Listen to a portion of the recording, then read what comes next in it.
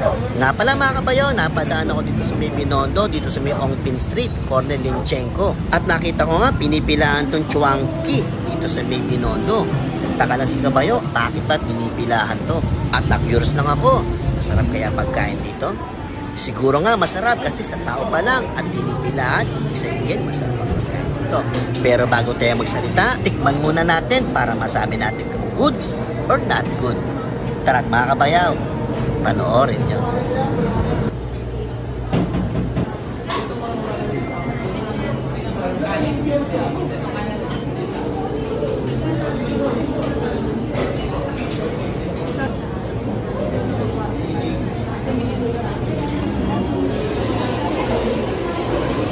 For more info, paki-visit po ang page nila, Chunky, para makita nyo po yung mga fries nila.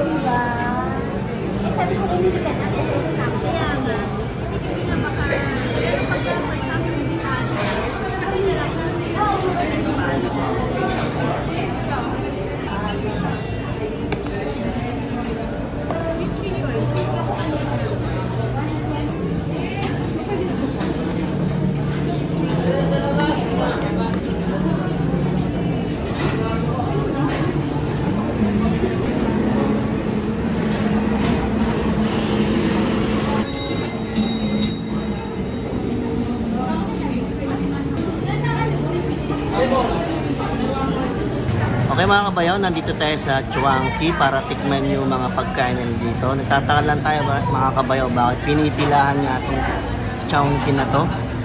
Tikman natin mga kabayaw kung ano nga lasa ng mga pagkain dito. Bakit pinipilahan? Yung mga in-order natin, hindi to mga bestseller. Iniba natin mga kabayaw para tikman yung mga iba. Pero ang bestseller dito yung lechon kawali. Tikman natin yung yampong, kanin nila. Tikman natin.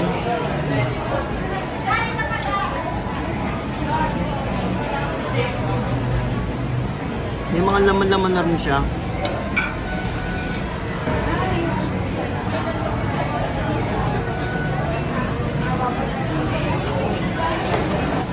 Shanghai. Pinoy.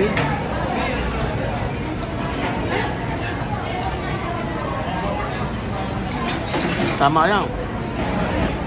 Yan, sunod natin yung asado, pork lang. Yung with egg. Tignan natin.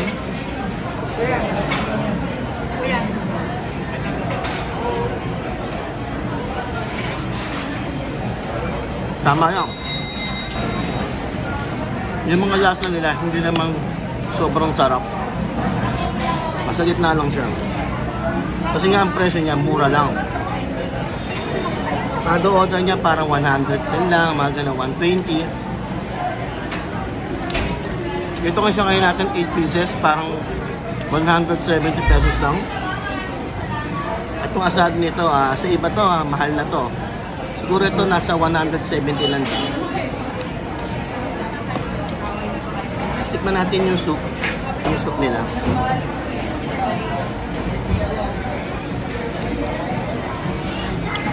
Okay to, the best.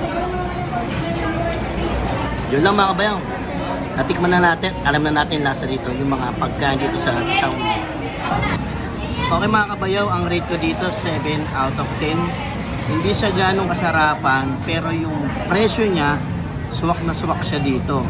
Kung gusto nyo kumain na medyo mura lang at mabubusog kayo, dito kayo pumunta sa Chunky. Pero kung naghahanap kayo ng talagang super sarap, siguro hindi para sa inyo to. Pasensya na po sa mga nasabi ko rito kung hindi ko pasado sa akin kasi honest review lang po ako. Siguro may mga luto silang okay at siguro nagkataon na yung in-order namin ay hindi ano sa akin. Yun lang naman po, mas maganda po honest review para malaman rin ng tao. Pero for me lang po yun panlasa ko po yun. Hindi yun, iba-iba po ang panlasa ng tao. Sa ilan po, 7 out of 10 lang po yung aking rate para dito. Yun lang po.